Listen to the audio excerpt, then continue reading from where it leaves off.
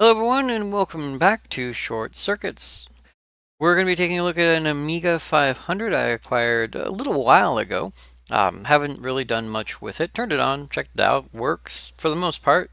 Disk drive works, no hard drive inside. There's a memory expander, but we'll get into all that in just a bit. For now though, I grabbed a bunch of stuff I needed in order to fix a few things. The main thing being that some sections of the keyboard do not work. Now, I've looked up how to repair keyboards. There's a lot of things to do with silver and fixing traces on the keyboard membrane, but usually those keyboard issues come from the fact that a very specific string of keys will not work, and it comes from one trace not being in line or having been damaged or corroded. However, the keys that aren't working for myself are random. I believe the caps lock key works, but the LED doesn't. Control key, the left Amiga key, and I believe the shift key. All the other buttons work. I believe the entire number pad is out of sorts, and then like the delete and help key don't work. So like this whole side of the board is gone, and there's a few keys over here. And when I follow the traces around, there's no indication of damage, and some of these keys aren't even on the same traces. So I'm hoping that it's something to do with the membrane and not the keyboard controller itself, because I don't know why an entire section would be missing, but all the number and letter keys work out okay. The other thing is I don't know a lot about the Amiga or its operating system, so I don't really have like a keyboard test program that I can use in order to make sure that it works. Next thing, before we get too close into this, is we're going to do a little bit of an unboxing, because as I said, I did acquire some bits and pieces that I needed in order to make this work. So first thing we're going to take a look at is this little guy. Now this came with my order from the amigastore.eu, a little dark on one side, but it's cute. It's cannon fodder on the right here, and then of course there's a bunch of little dudes on the thing, and I think that is the cutest thing ever. And it's a little thank you card on the back, and it says thank you for your order. I mean, I think that is totally awesome. So amigastore.eu, they sent me everything I ordered, and in prompt time. And the other reason why I wanted to show that off is because I noticed that Jan Beta has the exact same card on his setup, meaning that he orders from amigastore.eu, and that makes me feel, I don't know, special? Anyway, it's a nice card, it's really cute, and it's fun. So, a couple of things that I acquired from the Amiga store are a new keyboard membrane. I don't know if they're new printed or new old stock. They didn't specify. Now the downside to this particular keyboard membrane is serial number is +1 above this. I don't remember the whole serial number, but this is a 19 in here, and this is a 20. And doing a lot of research, I was trying to figure out whether or not a 20 would work, and as a replacement for a 19. Downside is nobody has ever tried, or if they've tried, they've never mentioned. It did say to only have a single keyboard connector. That's this little dude right here, and it just says that there's apparently some boards that have two.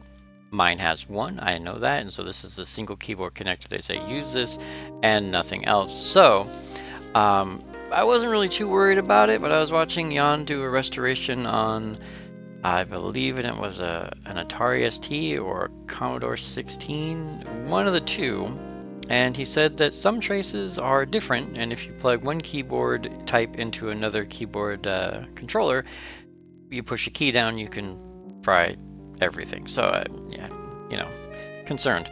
The second thing that I got, and this one might be a little bit harder to get to, is this little guy right here, and I should probably be wearing some kind of protective gear. Oh no, oh, it comes in its own little plastic case. I like that. I'll set that back up because I don't want it falling behind my desk. All right, so this is a new ROM chip. This is a 3.X ROM. It's not going to focus because I have autofocus turned off, but just note that it just says right there 3.X ROM. 3.X is a little bit higher than 3.1. 3.X is Amiga Forever makes this, and I'm not going to read all of this, but basically it has the legitimate Amiga information on it, the Amiga kernel and everything else, in order to run Workbench 3.1 and any custom workbenches you want. The latest and greatest of the Amiga series, including some upgrades that took place after Commodore stopped producing the Amiga and they stopped producing the 3.1 ROM chip. So I am going to be replacing the ROM chip. The one that's in here is, I believe, 2 or 2.1. And unlike the Amiga 1000, this actually takes a ROM chip instead of a ROM disk. And so that's going to be fun because I don't really replace chips that much. So I'm hoping not to bend too many pins or break too much stuff.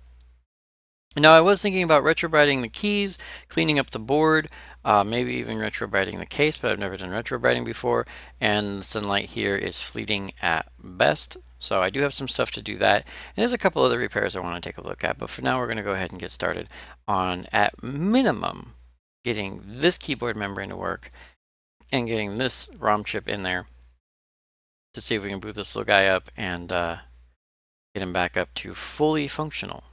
So we'll do that.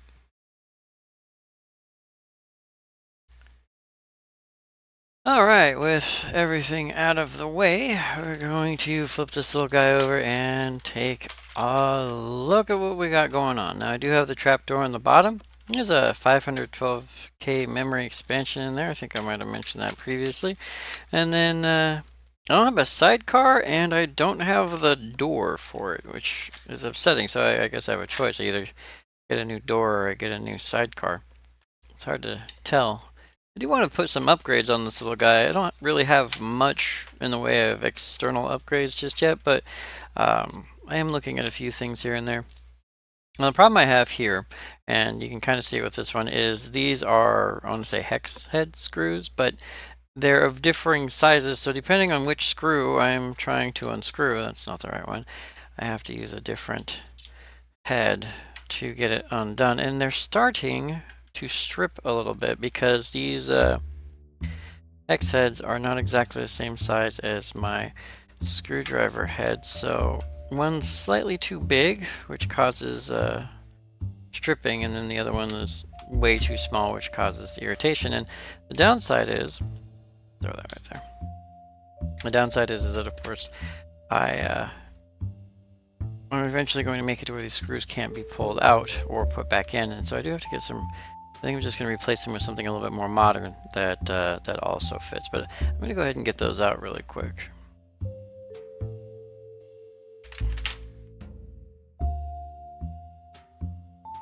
Speaking of which, I seem to have lost one. Okay, see? As I said, that one just fell out. But there's one last one back here.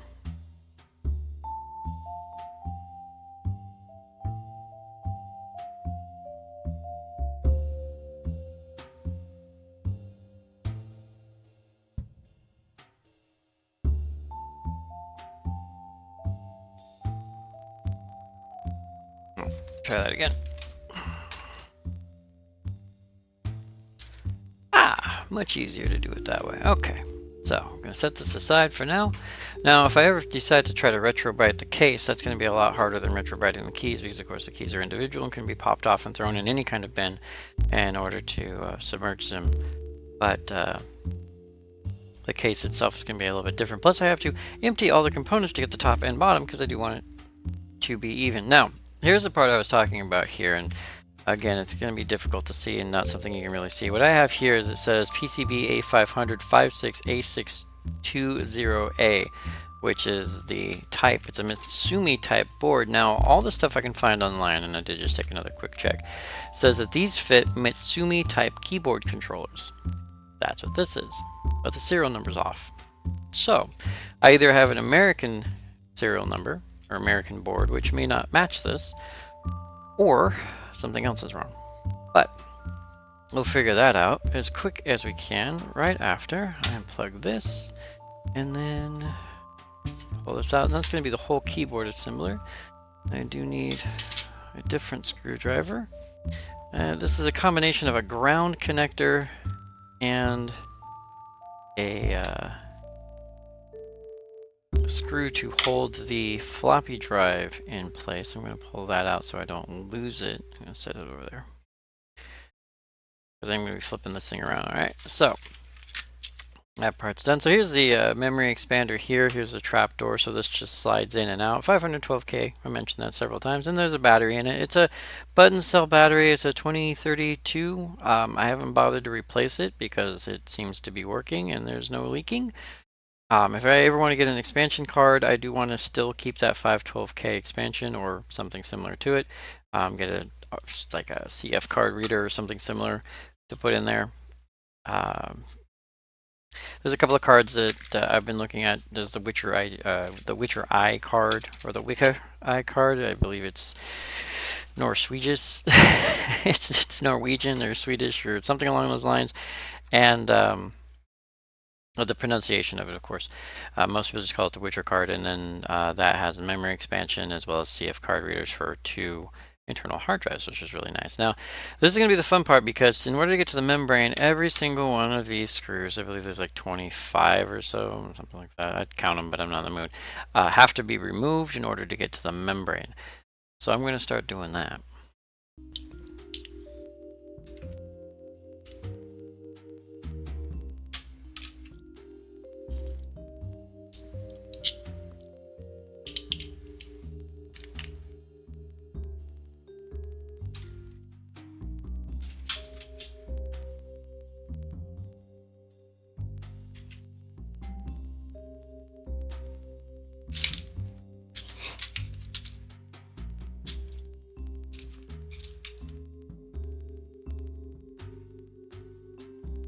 Now, there is also a problem with one of the buttons here. As you can see, all the pads are working and the springs are working except for this one. Now, I did have the piece for this, and it was originally stuck in here, but apparently it has come out, and I don't know where it might have gone to, and that actually is upsetting because I have glue right here for the purpose of fixing it. I had put it back in the case, but the case does not rattle with the device or the item in question, so that's something I very much want to fix before I put all this together. But before that happens, I do have to check this membrane out. So for that, and I believe to remove this, you pull, I want to say down. Now the weird part is that if the thing that yeah, this whole thing is loose now. If I let me flip this around.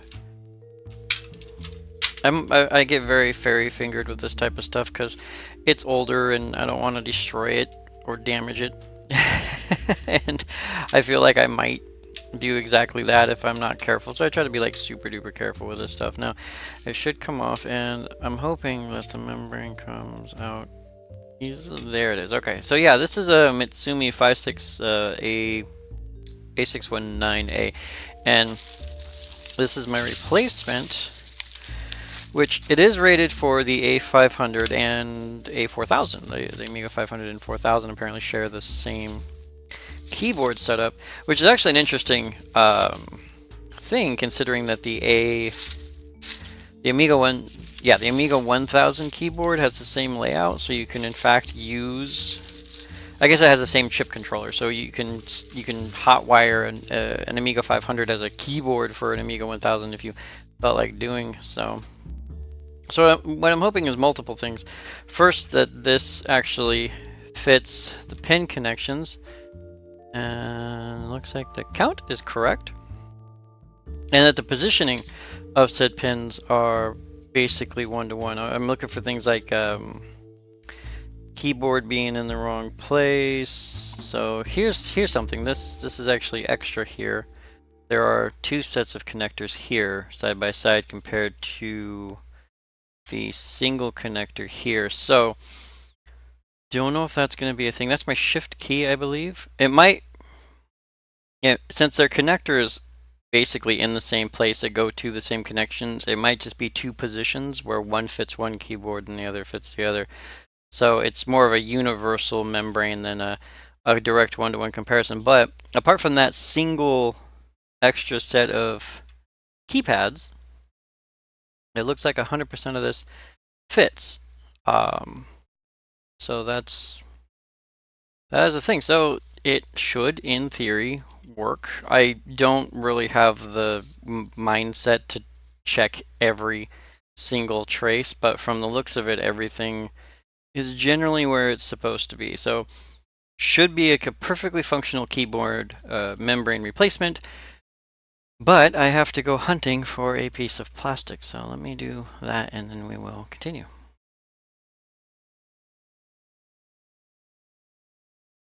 All right, so I took a look around, literally crawling on my hands and knees across the floor to see if I could find the button press that's missing here, but unfortunately it has slipped me. So I am sans one of my keys. In this case, it's just the one of the tertiary left. You guys can see it. Excuse me. Um, what is that? Left parenthesis? No, the other thing. Anyway, it's the same thing I have over here, so it's not that big of a deal. The spring holds the button up, so it's not pressing or scratching anything. It sticks up a little bit.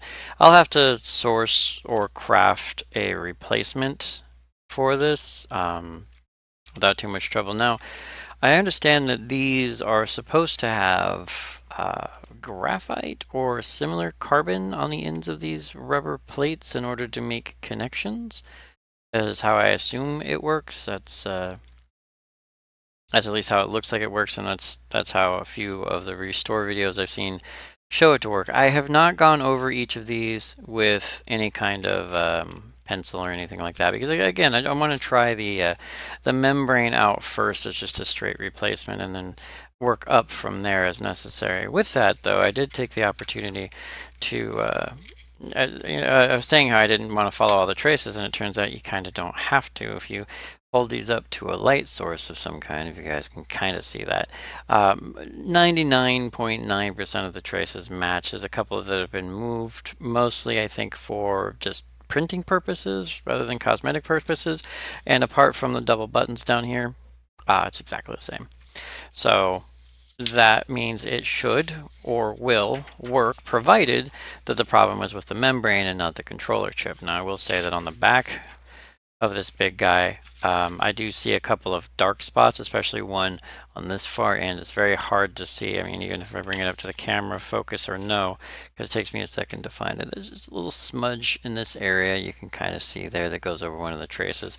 And the trace itself probably doesn't even connect to any of the keys that are broken. There's a kind of a dull spot down here. I mean, there's little things here and there that could be wrong with this, but nothing that jumps out and says, hey, I'm what's broken. And since a silver pen, or what most people use to repair membranes, costs roughly the same as a brand new membrane, I figured that it would just be cheaper to get a full-on replacement. And that way I know that the new membrane works, and if anything's wrong, then it's going to be with the controller chips rather than a bad repair job on my part. And in all honesty, 90% of the keys on this original membrane still work, so if I ever do want to take the time to scratch out a repair, I have that as an option. I was hoping to repair that key today. Unfortunately, that is not going to be a thing. So what we are going to do, though, is put this back together. Now, I'm certain there's probably a way for me to clean the pins here, but I don't really want to pull all this apart and try to do that. I do have to get this lined up fairly evenly. All the screw holes seem to be in the right place, so I won't be again screwing through the membrane. All good, all great.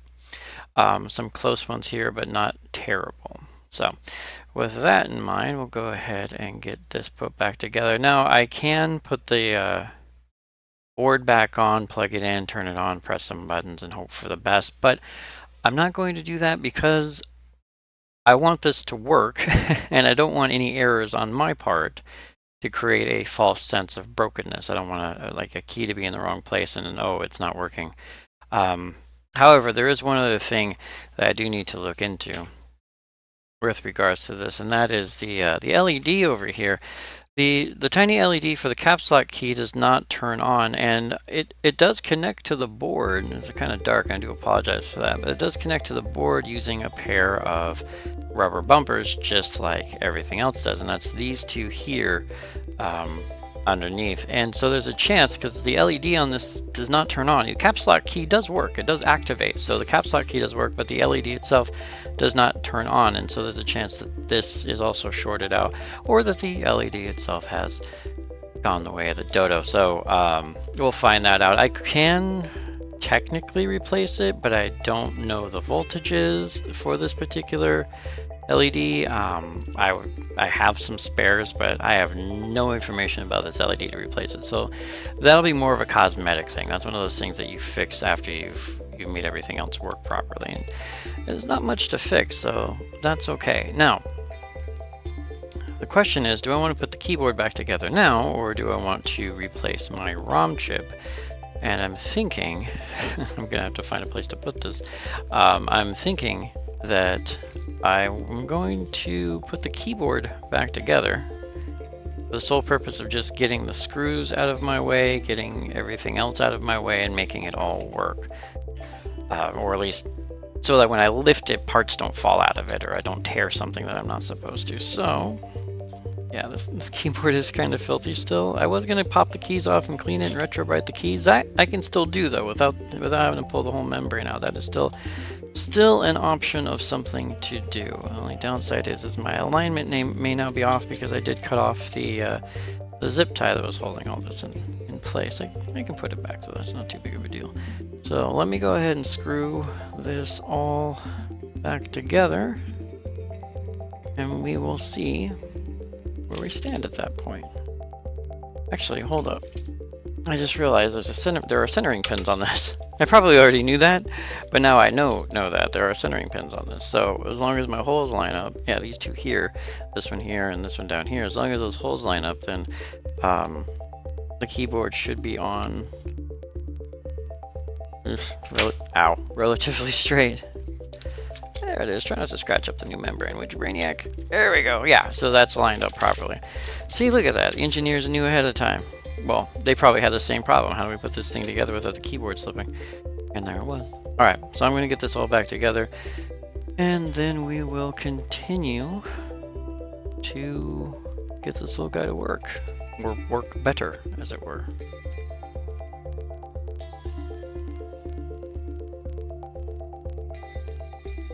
Alright, screws are back in place.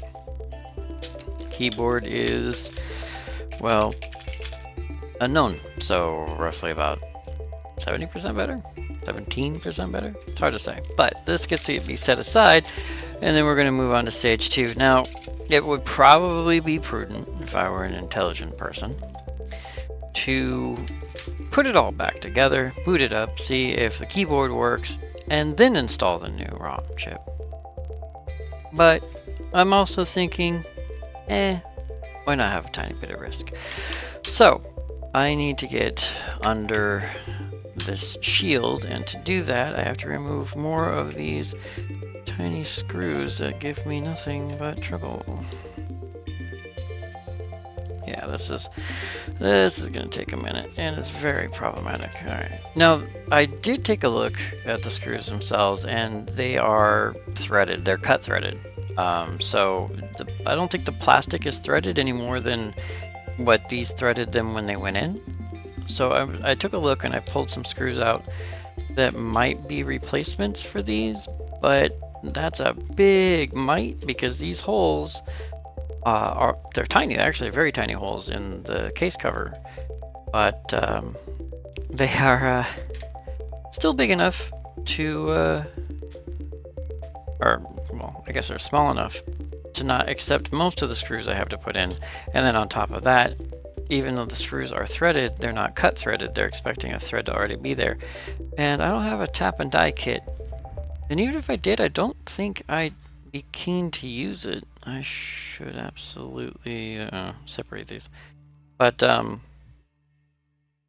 don't think I would be able to use it, if only because doing so might cause me to crack or break the plastic. So I might have to stick with the original screws and just try not to open this little guy too many more times. Or find some threaded screws that I can used to replace these things. Now, some people, they're like, you know, who needs the RF shields? It's old FCC policy from the 80s and early 90s and yada yada. It's like, it's an RF shield. It is meant to keep the device from sending or receiving interference. And considering people will take and solder wires and resistors to boards in order to reduce noise from other systems. Take the SID chip from the C64. There's a ground wire you can solder to the input, and I missed a screw, to the sound inline on the SID chip. And people do that in order to reduce line noise. And that's just line noise from the system itself, internal line noise, not even external line noise. And yet they're keen to just ditch all the RF shielding as quickly as possible because it gets in the way. And I know you have to repair these rather frequently, but at the same time, isn't it kind of annoying to go through so much trouble to build a mod that is basically going to be doing the same thing that the RF shield would do? Or building a mod that does something and then removing the RF shield completely, which of course means your mod works, but your original RF shield is gone. So I don't know. That's just my 2 cents on the... I'm missing something. I'm missing a screw or a pin or something, I think. Or is it just being... I'm going to cut myself. I know I am. Even get this off.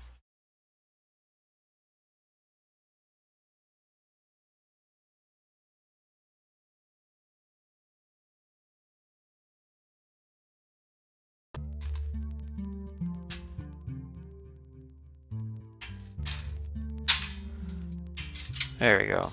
There was a lip on it, or a lip on one of the hooks that was preventing me from pulling that out. Alright, so the ROM chip actually says ROM on it. I should know this because I have seen it before. I've looked for it before. It's also the same size as the ROM chip I was sent, so process of elimination, I should just be able to remove remove all the chips.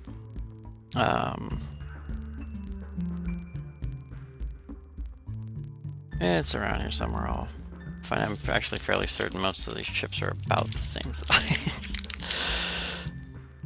Well, actually, technically speaking, it only fits in 2 slots, this being one of them. And no, I'm not going to use that as my barometer. I will absolutely put it in the right place. I just gotta... Yeah, that's my odd CIA. Denise, even CIA, Paula, ROM. Says it right here. See? I can read. Looking for it on the chip. It's on the chip. So it's this guy right here. And it looks like notches up. And okay, so let's take a look at our little package here. It's got words in it, and what's funny is it says things in it that I think are out of date for this particular package. This is a brand new, well, I don't know, it might be new old stock, or it might be new.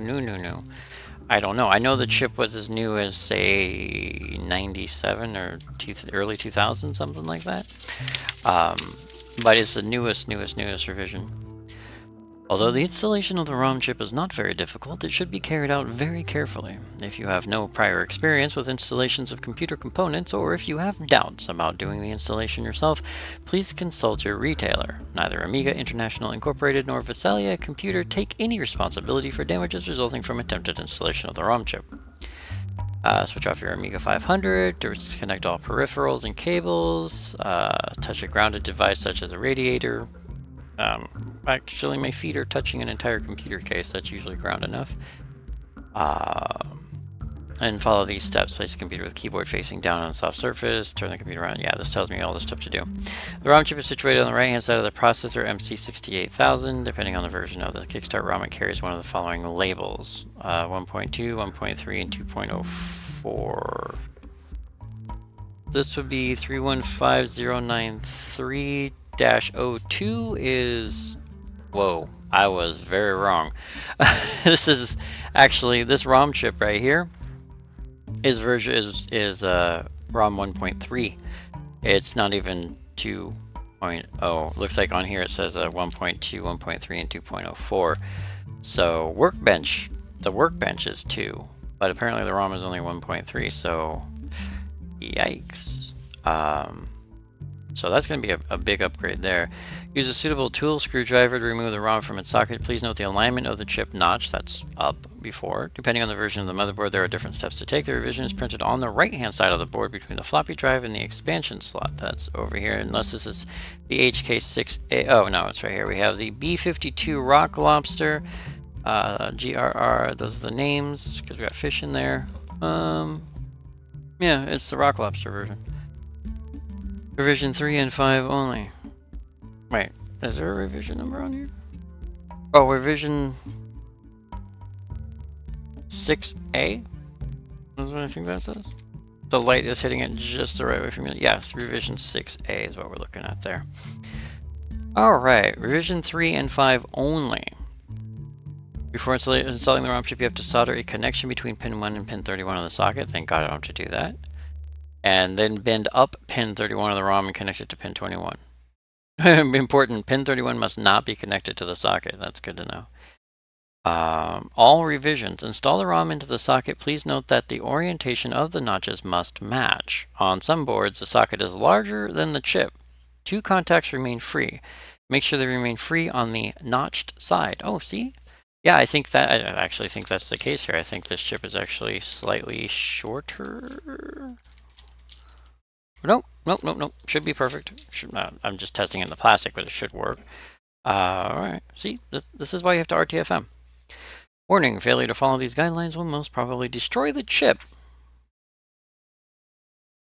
Oh, wait to make me feel better there, paper. Installation of the Kickstart ROM is complete. You can now reassemble your Amiga 500. Yay! Yeah, so this Kickstart ROM is actually property of Amiga. It's just been upgraded. The company that wrote the Kickstart ROM basically wrote additional versions of it, and that's how you get the 3.x here. It's an actual official ROM. Yeah, 3.x ROM. So instead of like 3.1, 3.2, it's just 3.x. This thing's really heavy. It might just be the plastic, but it feels chunky. So I'm going to set that there and hopefully don't lose it. Now this ROM chip is still good. I don't know what I'd do with it. Well, you know what? I do have an idea of something I could do with it. There are modifications for the Amiga 1000 that allow you to install a ROM boot rather than a disk boot. If I wanted to do that with the mid-range ROM, 1.2 or 2. Yeah, 1.3. I'm gonna use a larger one. The larger one, sorry, I'm working with a screwdriver thing here. The larger one has a bigger tip, but there's a big enough gap under this that I should be able to just slip it under there and push. I'm gonna try not to bend the pins. I do not have a I've never actually removed this before, so it's probably going to be a little tight. I don't have a chip puller because I only own, well, I guess now I own 3 computers that have removable chips. The Amiga 1K, the Amiga 500, and the Commodore 64. And it turns out so far, I've only ever had to remove, well, not even had to remove one chip from the C64. I just did because I thought that it was damaged and I replaced it only to find out that the power supply was where the problem actually was. Okay, it is coming out. I'm just trying not to bend or break anything. I'm really super fairy fingered with these kind of components. One, because I've never really removed these types of components before. I mean, I have. Well, I definitely have on the C64, but before I removed the PLA from my C64, I actually never really pulled any of these chips out before. Ooh, nice and clean. Nice and, well, the pull was, pardon my blow, the pull was clean. The chip core down there is really not. I got a brush around here, but before I do that, I want to get this chip someplace safe. Now, I have a Safe Shield electrostatic shielding box. This was sent to me when I ordered my Super PLA version 4 for my Commodore 64, which is actually still in there because the original PLA chip, although probably working, because the problem wasn't the PLA chip, the problem was actually the power supply. But there's the original PLA, and I'm just going to leave it in there because why put it back in if it's just going to probably short out anyway? So not a bad plan. I'm going to take my my ROM chip here that I have and just, there we go. So I have a I'm getting a collection of chips. Something I haven't had. Now, that's not entirely true. I actually did have a collection of chips back in the day, but I didn't know what they were. They were expansion RAM for something. I don't even know. They were probably just general RAM or glue logic chips that were meant to be socketed into things, and I didn't know what they were. I was a kid. If it wasn't an ISA card, I had no idea what I was doing, so I never bothered to mess with them. So because of that, I never use them. So yeah, I never pulled any chips from things. So got a little brush here. It's a little computer cleaning brush, and there's no reason why I shouldn't just dust a little under the chip bed there. Not that it's pardon my blow. Not that it's super important. I did actually go over this once before with this just to kind of clean it up. And I was trying to remember where I might have misplaced the keyboard plug, but I don't. I'll find it, and I'll find it as soon as I assemble this thing. That's the deal. All right. So I read the instructions, and you remember them because you can always rewind. I kind of remember them. Now, does this little guy? I think it just pull the tape off and it slides out, right? Oh wow, that tape is actually yellowed. I mean, the chip's probably at least what, 20 years old? Maybe a little bit older.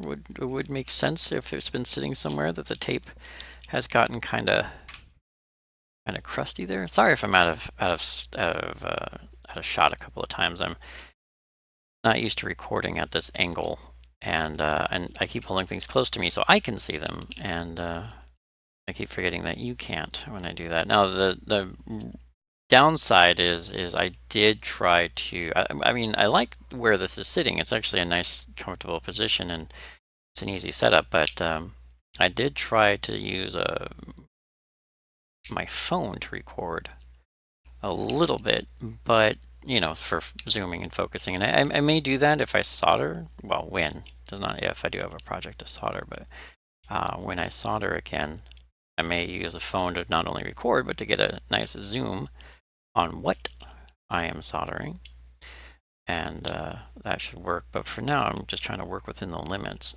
and I keep forgetting that, so I keep pulling everything towards me, which is causing you guys no amount of undue stress. All right. Oh, well, that side's still stuck. I don't want to have to pull off the side too. I just got. Oh, okay. So it looks like I have to pull the tape off both sides, even if it's just to get it off the chip, because it's stuck to the chip. No. See, like I said, I'm having. I watch restoration videos and I see people manhandle these chips, and the reason why is because most restoration videos take place in Europe or by people who have 40 of these things to spare. And I don't just mean the chips. I mean literally, like, they'll have piles of Amigas and Commodores lying around, and they're like, oh yeah, I got like 10 of these. I can just replace keys. Like, I have one. I have exactly one. I can't just replace the keys if I break it. So I have to be a little bit more cautious when I'm doing my repair. This thing is heavy. This is much heavier than that other chip. I can feel it. All right, so the notches on that side. The chip is, well, roughly as long as it needs to be. I would bring it closer to you guys. Again, it's a problem with my recording. I can only go so far. Lighting and other things aside as well. So I do have to bend the chip in. So notch goes this way. Notch lines up. This is a pretty chunky notch right there. If you want to see that, it kind of can't, but there's a big notch there. That's just a regular tiny round notch. I also noted how the chip was in there before. I have to bend these pins in, and I hate doing this part because it makes me scared. Because, you know, you bend a pin and you're like, okay, I bent a pin, and then you want to bend the pin back, and you know, the last thing you want is a broken pen, because then you have a dead chip, and it's not a fun experience. So I try to be gentle, and of course that usually just gets me into more trouble in the long run. ROM chip. Okay. Bit more force. Just a teeny bit. Eventually bend these teeth so far in that it just doesn't go anywhere. Okay. In. Almost in. Just. See, these ones are now in the holes. And are these ones in the hole? There. Okay, there it is. That took way too long. Nice swoop. Nice firm fit. Nice. Get in there. Okay. It does not want to go in on all sides. Okay, there you go. Whew. All the way down. Wow, that took forever. That should not have taken nearly that long. I probably should fast forward that. I mean, mostly it was me being cautious, and then as time went on, I started to be less cautious and kind of went crazy with it. So, all right, 3.x ROM installed. Hooray! What's that leave? Well, there is a couple more things I need to check, or not check, but can't fix the keyboard 100% without the without that key. What do they call it? Plunger? I keep wanting to call it plunger, like it's the plunger that goes up and down, but I think it's called something else. But that's okay. I'll work on that when I can. But for now, I want to get this thing together, turn it on, test it out. Now, I do have an Amiga mouse, a tank mouse. Very happy to have a tank mouse for this. But one of the buttons is worn down. The left mouse button is very worn down, and so it has some trouble coping with being clicked. It doesn't like to register clicks. Common issue. But I do have some parts to fix that. And I think I will do that as well. But we're gonna go ahead and do this in stages, I think. I don't know whether or not that goes in front of or behind the other thing. Let me get this all back on and screwed together, and then we will work on that other bit as well. So because of that, I never use this. I never pulled any chips from things. So, a little brush here. It's a little computer cleaning brush, and there's no reason why I shouldn't just dust a little under the chip bed there. Not that it's super important. I did actually go over this once before with this, just to kind of clean it up. And I was trying to remember where I might have misplaced the keyboard plug, but I don't. I'll find it, and I'll find it as soon as I assemble this thing. That's the deal. Alright, so I read the instructions, and you remember them because you can always rewind. I kind of remember them. This okay. I think it's just pull the tape off and it slides out, right? Oh wow, that tape is actually yellow. The chip's probably at least, what, 20 years old? 20 years old? It would make sense if it's been sitting somewhere, but the tape has gotten kind of crusty there. Sorry if I'm out of shot a couple of times. I'm not used to recording at this angle, and I keep pulling things close to me so I can see them. And okay, that's back on. Now it's time to put the keyboard back.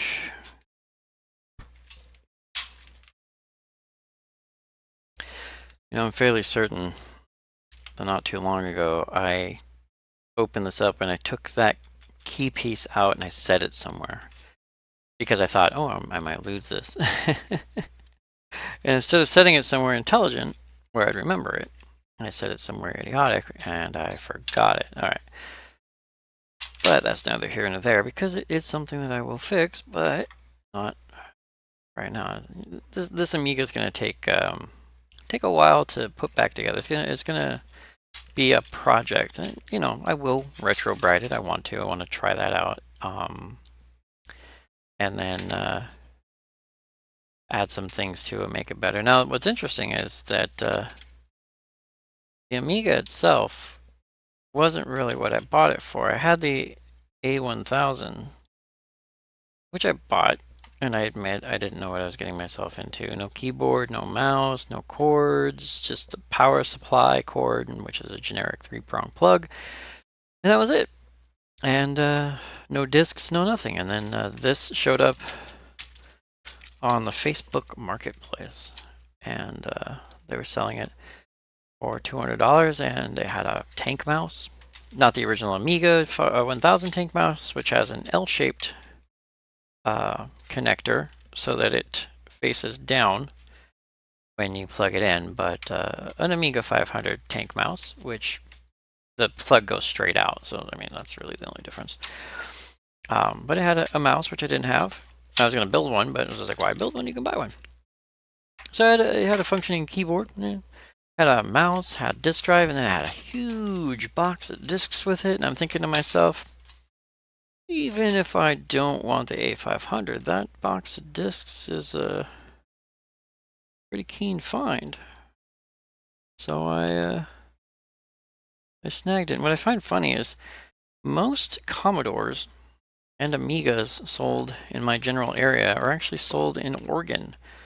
People in Oregon apparently were really big Commodore fans, and so they have tons of them. And so they're always for sale or in and around Portland or south of Portland. It's like, wow, that's a pretty long way to go, but sometimes it's worth it.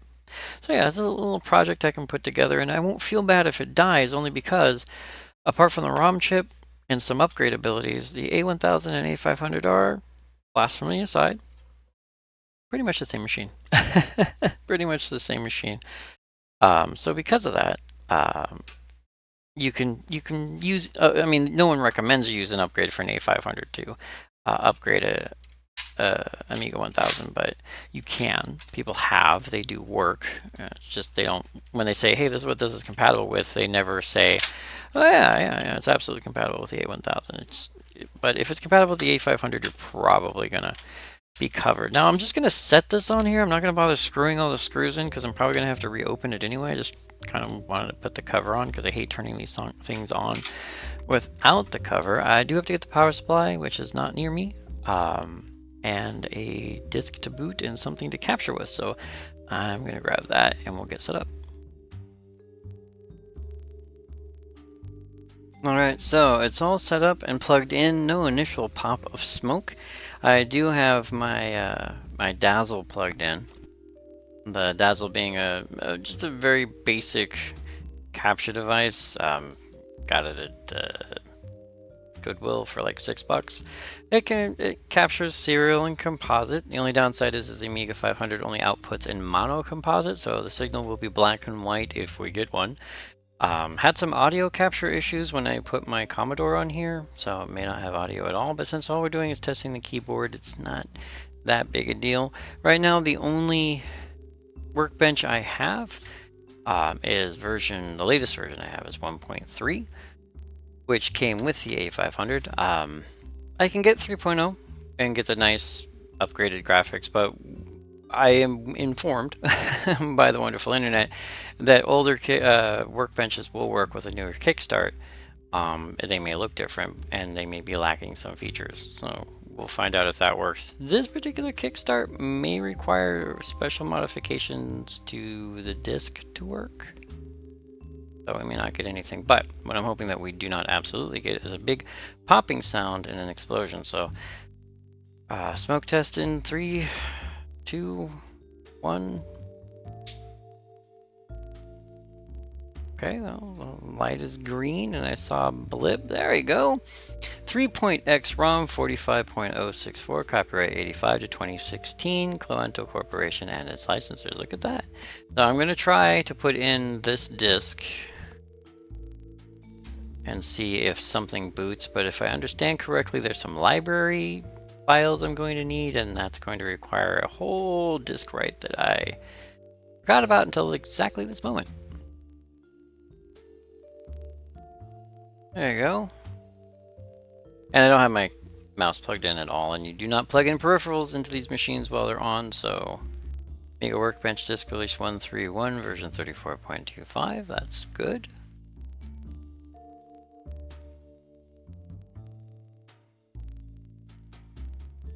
Now what I really want to do is test out the keyboard and actually I could probably do that now. Caps lock key. Hey, look at that light. You can kind of not see it, but the light is green. It's getting power. So that's a start. Yeah, unset. Those are keys. I can type in here, so I can be like that, and it works. Now the question is, do these keys work? Yeah, there we go. I'm getting my Keys in this one will not work because it's broken. That one's working. Those ones are working, great. Shift key on the left side is working, and shift key on the right side is working. So, now the delete key.